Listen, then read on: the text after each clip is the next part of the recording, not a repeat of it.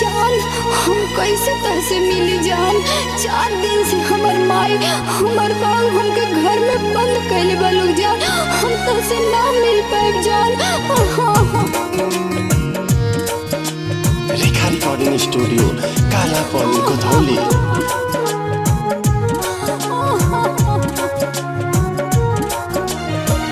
ऐनी तोहर दामे नाही दिहलू दिखाई, प्यार में सजा का तू दिहा बुझदाई।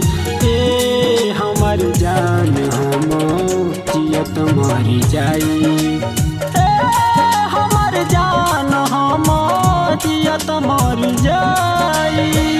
हंसू वाले दाग दाग मरले बिया माई, गमही के मंदिर में भइल बा सगाई।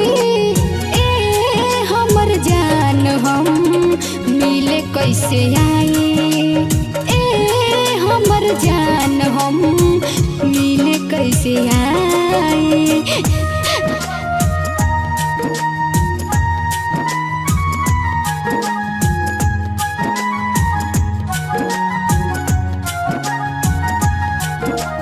रेखा रिकॉर्डिंग स्टूडियो काला पानी कोतवाली।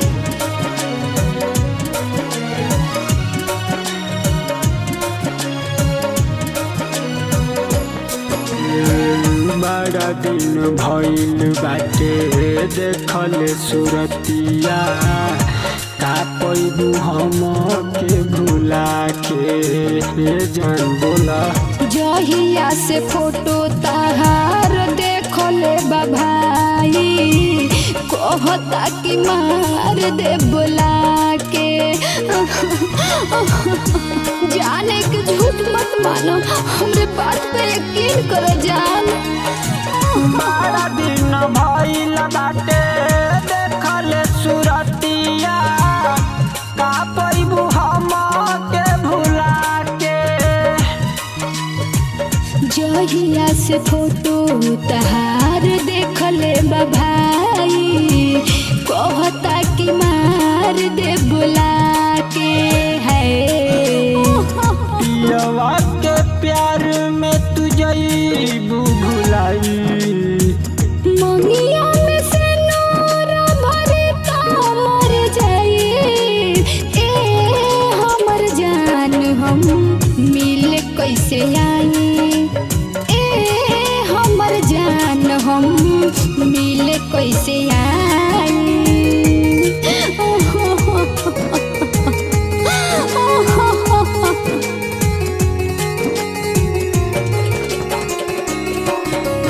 रेखा रिकॉर्डिंग स्टूडियो काला पानी कोतवाली।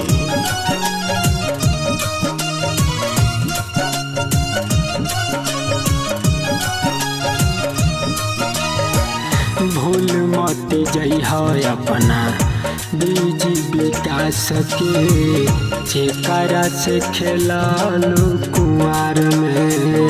ए जान दिया जरा के तोहार रहिया निहारब, चली आई मिले ससुरार में। आइब न भोला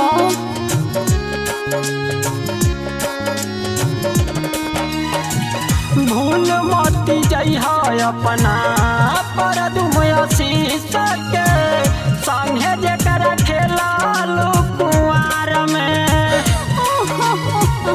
दिया जरा के तोहार रहिया निहारब, चली आई मिले ससुरार में। है राजू जितेंद्र के देबू तुम आई, अलका के जिंदगी में लिखल बा जुदाई। ए हमर जान हम मिले कैसे आई,